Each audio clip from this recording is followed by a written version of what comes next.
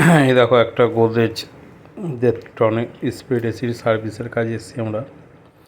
তা মেশিনটা কমপ্লেনও ছিল, ঠান্ডা কম হচ্ছে।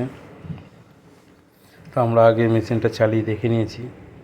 ঠান্ডাটা দেখলাম যে তুলনামূলক হওয়া দরকার, অনেকটাই কম ঠান্ডা লাগছিল। তা মেশিনটা আমরা প্যানেলটা দেখো খুলে টুলে নিচ্ছি ভালো মতন। সার্ভিস করব, জেট পাম্প সার্ভিস হবে এটাও।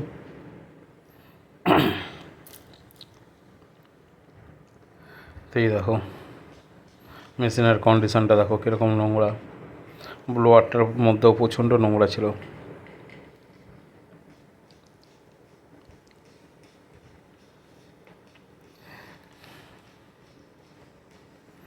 জেট পাম্পটা আমরা টিউনিং করে বন্দুকটাকে ঠিকঠাক করে নিচ্ছি।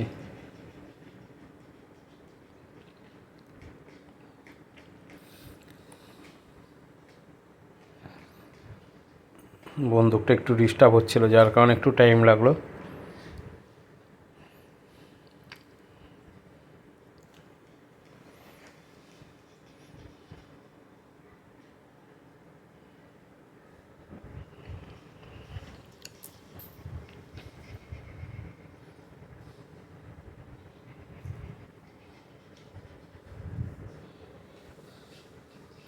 এই দেখো কীভাবে কী করছি।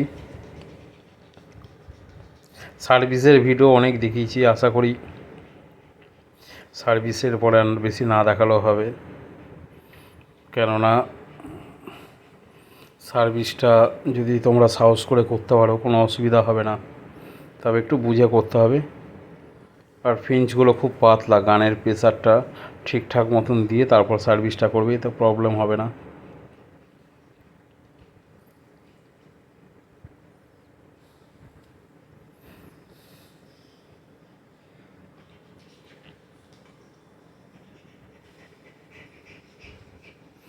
দেখো ব্লোয়ারটাও কীভাবে কী করছি। দেখো মেশিনটা থেকে এরকমভাবে নোংরা বেরোলো।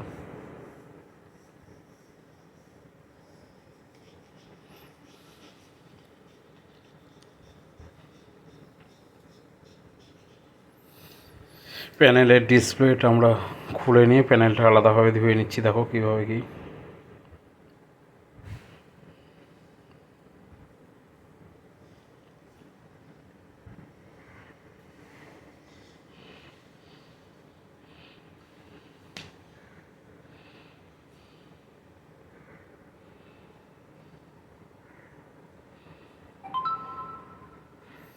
অলরেডি এদিকে হয়ে গেছে। প্যানেল ফিল্টারের কাজ শেষ, এবারে ইনডোরটা ফিটিংস করব। ওই দেখো ডিসপ্লেটা আমরা লাগিয়ে নিচ্ছি, প্যানেলটা ফিটিংস করে দিচ্ছি এবারে। এরপর যাবো আউটডোরের দিকে। তবে এটা বলতে যে নন ইনভার্টার এসি।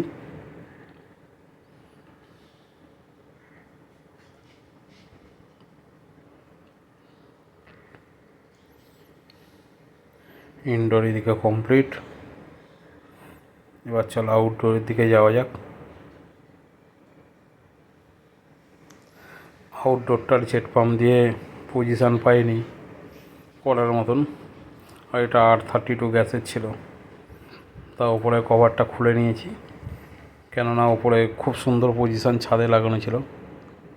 তবে জেট পাম্প লাগিয়ে হতো না, কেন এখান থেকে লাইন পাওয়া হতো না, কেন হতো, তবে অত বেশি চেষ্টা করিনি। কনডেন্সারটা ভালোভাবে জল দিয়ে একদম ধুয়ে দিয়েছি।